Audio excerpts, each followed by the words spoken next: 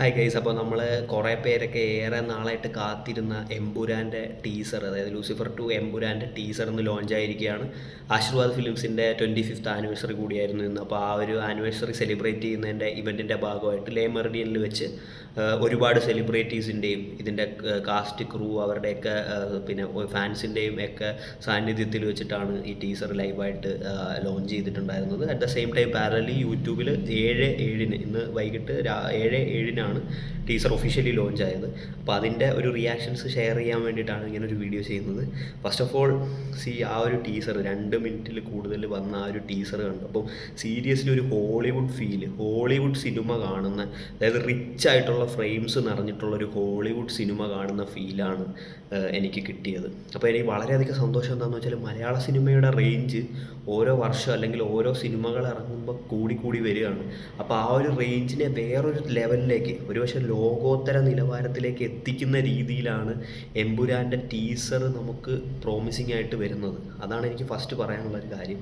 കാരണം ഈ ഒരു ടീസറിൽ ഡയലോഗ്സൊക്കെ നമ്മുടെ ലൂസിഫറിലെ ഡയലോഗ്സാണ്, ലൂസിഫർ സിനിമയിൽ വന്ന ഡയലോഗ്സ് ആണെങ്കിൽ പോലും ആ വിഷ്വൽസിൻ്റെയൊക്കെ ഒരു ക്വാളിറ്റി എത്ര പറഞ്ഞാലും മതിയാവില്ല. And special mention to Sujith Vasudev. കാരണം പുള്ളിയുടെ ആ ഒരു DOP ഉണ്ടല്ലോ, അതായത് ഓരോ വൈഡ് ആംഗിൾ ഷോട്ട്സ് ഉണ്ടല്ലോ, ഒന്നും പറയാനില്ല. അത്രയ്ക്കും ഡീറ്റെയിലിംഗ് ആണ്, അത്രയ്ക്കും എന്താ പറയുക, റിച്ചാണ്.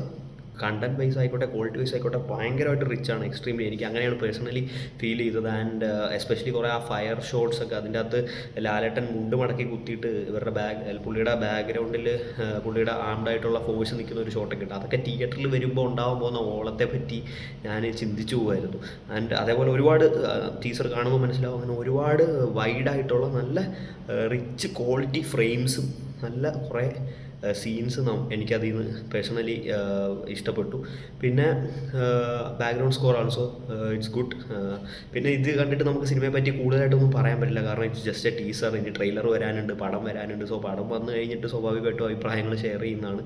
പക്ഷേ സീരിയസ്ലി ഒരു ഹൈപ്പ് എമ്പുരാൻ ക്രിയേറ്റ്, അതായത് ലൂസിഫറിന് ശേഷം ഒരു ഹൈപ്പ് എമ്പുരാൻ ക്രിയേറ്റ് ചെയ്തിട്ടുണ്ടായിരുന്നു. ആ ഹൈപ്പിനെ ഒരു 100 ടൈംസ് കൂടുതലാക്കുന്ന രീതിയിൽ ഉള്ളൊരു ക്വാളിറ്റിയാണ് ഇതിൻ്റെ മേക്കിങ്ങിൽ. ആൻഡ് നമുക്കറിയാം ഇതിൻ്റെ ഡിസ്ട്രിബ്യൂഷൻസ് ഇപ്പം ഡിസ്ട്രിബ്യൂഷൻ ആൻഡ് പ്രൊഡക്ഷനിൽ വന്നിട്ടുള്ള ലൈക്ക വരുമ്പോൾ തന്നെ നമുക്കറിയാം എത്രത്തോളം ഇൻവെസ്റ്റ് ചെയ്തിട്ടുണ്ടാവും ഈ ഒരു സിനിമയിൽ.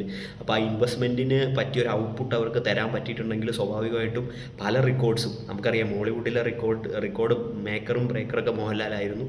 അപ്പം ആൻഡ് റീസെൻ്റ്ലിയാണ് പുള്ളിയുടെ സിനിമയായിരുന്ന പുലിമുരുകൻ്റെ റെക്കോർഡ് ബ്രേക്ക് ചെയ്ത് 2018 അതേപോലെ മഞ്ഞുമൽ ബോയ്സ് ഒക്കെ വന്നത്. അപ്പോൾ it's time for Lalettan to come back and break the current records and set a new one. അപ്പോൾ എന്തായാലും സ്വാഭാവികമായിട്ടും അത് എമ്പുരാനിലൂടെ ഉണ്ടാവുമെന്ന് ഞാൻ വിശ്വസിക്കുന്നു. ആൻഡ് വേറെ കാര്യം പറയാനുള്ളതെന്ന് വെച്ചാൽ ഇതിൻ്റെ ഹൈപ്പ് ഇപ്പോൾ 100 ടൈംസ് ഏകദേശം കൂടിയിട്ടുണ്ട്. അപ്പോൾ ഹൈപ്പ് സാറ്റിസ്ഫൈ ചെയ്യുന്ന രീതിയിലൊരു എക്സ്ട്രീംലി പോസിറ്റീവ് റിവ്യൂ ആണെങ്കിൽ സിനിമയുടെ കളക്ഷൻസൊക്കെ പോയി നിൽക്കുന്ന എവിടെയായിരിക്കും എന്ന് ഇപ്പോഴും ചിന്തിക്കാൻ കൂടി പറ്റുന്നില്ല. അപ്പോൾ ഒരു പാൻ ഇന്ത്യൻ സിനിമ എന്നുള്ള രീതിയിൽ, അല്ലെങ്കിൽ ഒരു ഇൻ്റർനാഷണൽ ലെവലിലേക്ക് നല്ലൊരു ആക്സെപ്റ്റൻസ് ഈ സിനിമയ്ക്ക് കിട്ടട്ടെ എന്ന് ഞാൻ പേഴ്സണലി ആഗ്രഹിക്കുന്നു. ആൻഡ് ലാലേട്ടൻ്റെ കംബാക്ക് ഇതൊന്നും ഞാൻ പറയുന്നില്ല, കാരണം ലാലേട്ടൻ എന്ന് പറയുന്ന നടൻ എങ്ങും പോയിട്ടില്ല കംബാക്ക് ചെയ്യാൻ. കാരണം പുള്ളി ഇൻഡസ്ട്രിയിൽ ഏകദേശം 40ഓളം വർഷങ്ങൾക്ക് മുമ്പേ വന്നതാണ്. പുള്ളി പല കാര്യങ്ങളും പ്രൂവ് ചെയ്തിട്ടുള്ളതാണ്. ഇപ്പോഴും പുള്ളിക്ക് കേപ്പബിൾ ആണെന്നുള്ളത് 100% എനിക്ക് വിശ്വാസമുള്ളൊരു കാര്യമാണ്. അപ്പോൾ അതുകൊണ്ട് ലാലേട്ടൻ ഒരു തകർപ്പൻ പെർഫോമൻസ് ഇട്ട് ഈ പറഞ്ഞ റെക്കോർഡ്സൊക്കെ ബ്രേക്ക് ചെയ്ത് പുതിയത് സെറ്റ് ചെയ്യട്ടെ എന്ന് ഞാൻ ആഗ്രഹിച്ചു പോവുകയാണ്. ആൻഡ് നല്ല നല്ല ക്വാളിറ്റി സിനിമകൾ വന്ന് അത് തകർത്താലും നമുക്ക് കുഴപ്പമില്ല, കാരണം ഇൻഡസ്ട്രി വലിയ നിലയിലേക്ക് ഉയരുക എന്നുള്ളത് ഒരു മലയാളി എന്ന നിലയിൽ നമുക്ക് എല്ലാവർക്കും അഭിമാനമുള്ളൊരു കാര്യമാണ്. അപ്പോൾ അതിന് പൃഥ്വിരാജിൻ്റെ ഈ ഒരു കോൺട്രിബ്യൂഷൻ ഉണ്ടാവട്ടെ, പുള്ളിയുടെ ആ ഒരു ഫാൻ ബോയ് സംഭവം നല്ല രീതിയിൽ വർക്കാവട്ടെ. തിയേറ്ററിൽ പേഴ്സണലി ഞാൻ എന്തായാലും FDFS പോകണമെന്ന് ആഗ്രഹിക്കുന്ന ഒരാളാണ് മാർച്ച് 27-ന്. അപ്പോൾ നല്ലൊരു ഇമ്പാക്റ്റ്, നല്ലൊരു പോസിറ്റീവായിട്ടുള്ളൊരു ഔട്ട്കം നമുക്ക് എല്ലാവർക്കും ഈ സിനിമയിൽ നിന്ന് കിട്ടട്ടെ എന്ന് ആഗ്രഹിക്കുന്നു. അപ്പോൾ എന്തായാലും ടീസർ ഈസ് ഗുഡ്. ആൻഡ് ഇതിൽ ടീസറിൽ എന്താണെന്ന് വെച്ചാൽ നമുക്കൊരിക്കലും ഒരു വാവ് എത്രയും പെട്ടെന്ന് വരട്ടെ എന്നൊക്കെ പറയുന്ന ഒരു സംഭവം പ്രതീക്ഷിച്ചു. പക്ഷെ അത്രയൊന്നും ടീസറിലില്ല. എന്നെങ്കിൽ പോലും ഒട്ടും മോശമായില്ല, വളരെ മികച്ചൊരു ടീസർ തന്നെയാണ്.